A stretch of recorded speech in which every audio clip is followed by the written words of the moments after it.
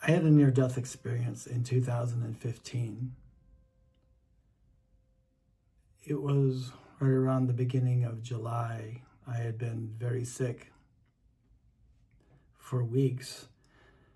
I was about 240 pounds. I was overweight. I was drinking way too much. I was just depressed. Everything was not good for me at all. And it's hard to look back and even admit that, but it wasn't. It was awful, awful time in my life. I didn't want to be here anymore. And I started to get really sick. I couldn't move, I couldn't walk, and even got to the point I wasn't eating. And I went and stayed over by my parents' house. I couldn't be alone, you know. And I was throwing up constantly. I was constantly coughing. It was just a wreck. And my parents convinced me to go to the doctor. And so I went to the doctor to see what was wrong because I couldn't take this anymore. And he literally talked to me for about 5-10 minutes. And the odd thing was, my parents actually had to take me there in a wheelchair. They had to go get a wheelchair and take me there because I couldn't even walk anymore. And they told this doctor, he's not walking, he's not eating, he's constantly throwing up, he's constantly coughing. And he told me and my parents that it was because I had a cold or something probably, and I wasn't eating enough, and that's why I wasn't walking anymore. I had tried to explain to him that I don't think that's what it was. But he gave me cough medicine and nausea medicine, and he sent me home. And he said to come back in 2 weeks. My parents then left a couple days later to go visit my family in Wisconsin, where I'm from. And in the meantime, I was getting worse. And every time I would breathe or inhale, it was this foul smell and taste. It was awful. And I would open my eyes and look around, and the room would look like it was moving. It was like a really terrible acid trip or something. It was just not good. And one day I got out of my bed and I walked into the family room, and my little brother walked in and he said, "Wow, you look like crap." And in that moment, I just said, "That's because I'm going to die now." And I passed out. They had, from what I know, it's a little foggy. They took me to a hospital. The ambulance came and took me to a hospital where I believe they had called my parents and said, "Your son is really sick and he's in the hospital here." And they told my parents they should come back home. And they came back home, and they got there within a day or two, and they had told my parents that I had sepsis and I had pneumonia, and it had been there for a while. And at the time, I was 49 years old, and they said, we think we can probably save him, but he has to go to another hospital. So they took me to another hospital. And I remember waking up shortly for a moment when I got to I don't remember how I got to the hospital or anything. It's kind of foggy. I got to the hospital and I woke up for a minute, and they were talking to me, and then I was done. I was gone again.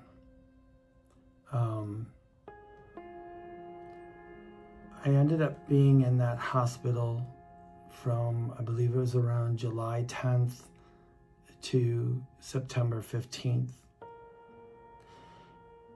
That's when when I left, I found out that they lost me for a bit. They had to go in and do lung surgery on my left lung because 70% of it was covered in infection. And like I said, I had sepsis and it had been there.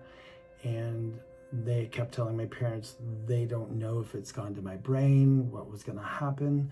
But in the meantime, I don't remember any of that stuff. That stuff doesn't bother me. The hospital stuff was all foggy. But apparently when I went they took me into the surgery room, and I remember seeing the surgery room. And I remember the doctor bending over by my ear saying to just hang in there, just hang in there. And right after that, I was in this beautiful I don't know how to describe it. It was like a dark sky. It was just like if you've seen the sky at night and you're within the sky and there was no stars, no nothing. It was just beautiful. And it was calm and it was perfect. And then on my left, this being showed up. And then two on my right. And I just felt like I knew them for some reason. Even though I couldn't see them, they didn't look like people. They were like the outline of people, almost like a etheric image. The one on the left happened to end up being an angel, which I'll talk about later. I don't see angels in the sense that other people do. It's a little different for me. They're not just all winged creatures, but they were angel. And the first thing I said came out of my mouth was, "Where am I from?" I don't know why I said that. I don't know why I needed to ask that question. I don't know what I did, but then they motioned in front of me. And in front of me, there was the most beautiful light, and it was like a golden white color. And it was like I saw it from the angle, and I saw all these beings going like on an angle, on a slight angle, up. And I was like, wow, it just made sense to me. For some reason, they were going from someplace to someplace. And I remember thinking, oh, that's familiar. And then I woke up for a little bit, and then I could see the room around where the people were, but I wasn't in my body at this point. I wasn't floating above it. I was just observing everything around me without having this body. It was just, I could see everything. I could hear the things. And then I left again. And I went from there back into this space. It was like a waiting room. And I'm going to tell you about this because it's kind of funny. I had been interviewed a long time ago. I was interviewed by a gentleman from the UK about my near-death experience. And when I was telling him this part, I don't know if he misinterpreted or what, but I'll get to that.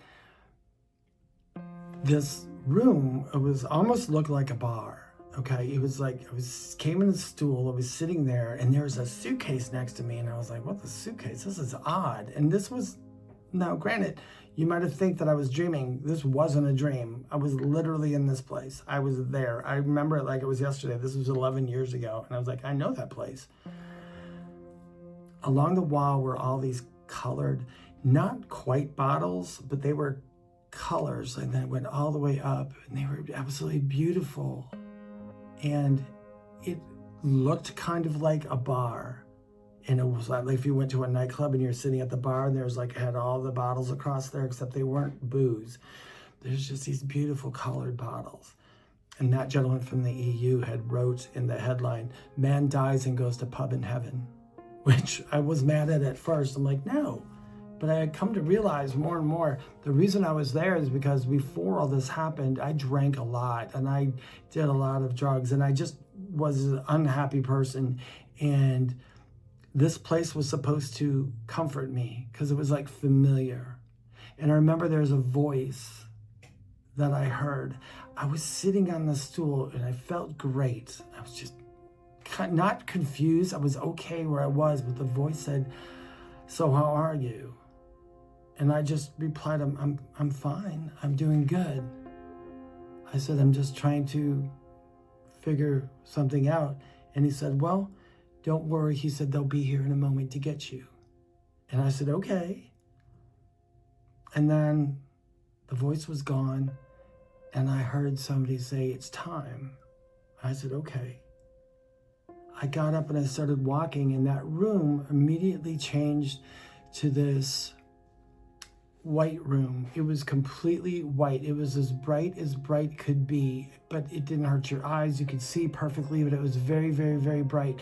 And I remember there were steps going up, and it almost looked like a brand new Roman or Greek Colosseum. It was just beautiful. And you could see, I remember seeing the marbling in the floor. The marbling in the floor was like veins, and it was just beautiful. And it was, I can't say black or gray, but I can't really describe the color. And I started walking up these steps, And when I walked, I can remember distinctly that it wasn't like I could feel my feet on the floor. And it wasn't floating, it was just so effortless. And I really didn't realize my body, I guess. I didn't look exactly, I don't know if I looked like I look now or not. But I walked up and I got to the top of this staircase, and there was a railing, and I looked down over the railing, and then I was looking into this really old church. And below, on my bottom right, were my grandparents, all four of them. And they were dressed in clothes like from the 20s, 30s, 40s, 50s, you know, right around those eras. And they were old, but they didn't have wrinkles. They smiled and waved, and I just kind of floated down by them. Not really floated, but all of a sudden I just kind of ended up in front of them. And it was such a wonderful feeling. And I remember thinking, oh my God, it's so good to see you guys. And I remember my grandmother saying, okay, you're not going to stay. And I was confused. I was like, well, yes, I am. I am. Like, no. And then right after that, I woke back up for a moment. And I woke up to people rushing around me, like back in the hospital again. And I was kind of in my body, I guess you could say. And they were rushing around. And I knew there's something very, very wrong. And I was starting to panic. To them, I was just in a coma, sleeping, or whatever. But then I left again. And then I went back to another space, and I saw these lights that were absolutely beautiful. And as I looked around, I'm like, these lights are beings. They were the angels. For a quick backstory, I believed in angels as a child. I always knew they were there. I didn't see them like other people. They were like lights to me. Even growing up as a kid, when I would see lights in the sky or see lights around, I was like, those are angels. And that's what these seemed to be like. And they were colors I've never saw before. They were beautiful, and I knew them. It's like I knew who they were, because not necessarily by name, but I remember, it's like if there was a red light, a green light, and a purplish light, and they were just glowing, floating around, I'd be like, oh my gosh, it's so good to see you. That's how it felt like. It's like, oh my gosh, I'm with you guys again. How are you? How are you? I'm so happy to be back. And I spent some time there. And then there were these other beings there that weren't angels, but they were a different kind of being. Very odd. And I kind of know who they are at this point, but I'm not quite sure, but I still remember them. And they've come in dreams here and there. They just seemed like they weren't really angels as we know it. They were like a different kind of angel. I'm not sure. But they proceeded to show me some different parts of my life. And that's kind of what this review was. But I was seeing different parts of my life and lives or other things I've done. And every one of them, at some point during it, I had said, I can't do this anymore, but I promise I'll come back and do this. I promise I'll come back. And I think this was the time where it's like, no, you said this over and over, you're going back. And so, but I saw all kinds of different lives. I saw how I passed away and how I died, and I saw the consequences of my actions from other lives. And from this life up to the point where I left, it was like a huge download. I understood everything. I understood it all. I had a terrible life growing up. Kids hated my guts, they made fun of me. I was bullied constantly and all that. But I got to see exactly why they did it and how I reacted. And it was very freeing. It is this moment, it's very freeing, because I learned that it really had nothing to do with me. It had everything to do with them. And I also got to see how I made other people feel by being the person I was, drinking a lot and all this other stuff. And it wasn't terrible. I just got to see, this is how you made other people feel, David. And I was like, oh, okay. And then there's so much more that happened. I would go in and out. I would come back from whatever existence I was in, and I would be in my room, in the hospital room, and there would be machines hooked up, and they would be telling my parents, we don't know if he's going to make it through the night. And they said this to my parents for almost 2 months. Every night they said, we don't know if he's going to make it through the day. I had woke up at one point and they did the clock test or something. That's all I can remember. They were telling me do a clock and all this, and I would leave.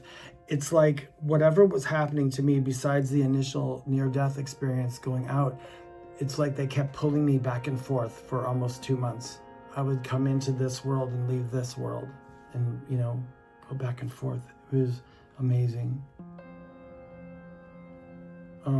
There's so much more that happened, which I'll elaborate on maybe in other videos. Well, actually I will, but I just want to let people know. There was a time then I did wake up. I opened my eyes. I got slammed back into my body after going back and forth all this time. The last thing I remember before coming back to this reality permanently was this loud crash, bang, tear. It was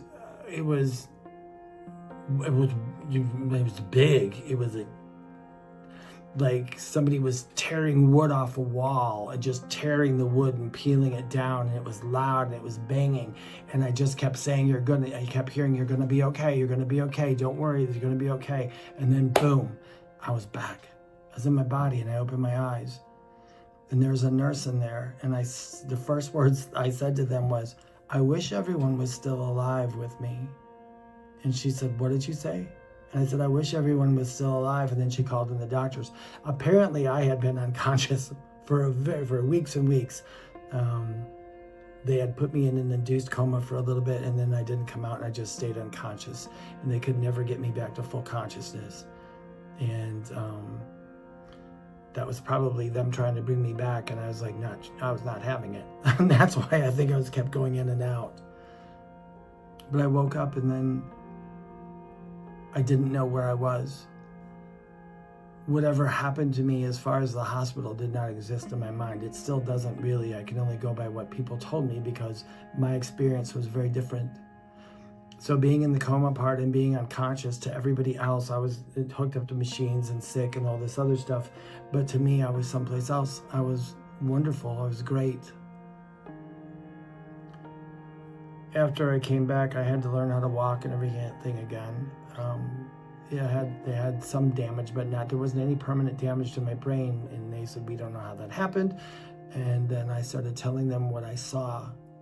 And they said, how did you see that? And I said, what do you mean? They're like, you couldn't have saw that because you were out. I was describing nurses to them in conversations with nurses. And they said, you weren't awake. How did you have that conversation? And I'm like, I don't know. It's like maybe I was having a conversation with their soul while I was out. But we were talking. Anyway,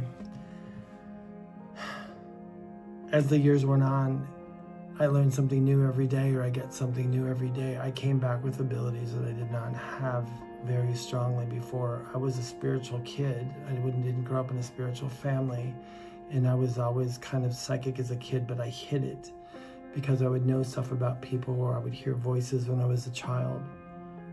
After my near-death experience, and as the years went on, now I understand why. Because what I do now is I'm a medium now. And I do spiritual stuff. That was my calling. Now it's very different from what I was before this happened. But anyway, that's a little bit of what happened. It's such a long story. But I can tell you this, and I'll tell you more later on in other videos. You don't die. There's no such thing. And it might be a little different for everybody, but the love and what you feel and the experience you go through is absolutely amazing. And I'll elaborate on that more, but everyone's good. Everyone's around you. And you're good. And for me, dying saved my life because I didn't want to be here anymore. Now, as hard as it could be sometimes, I rather like it. I think you should too.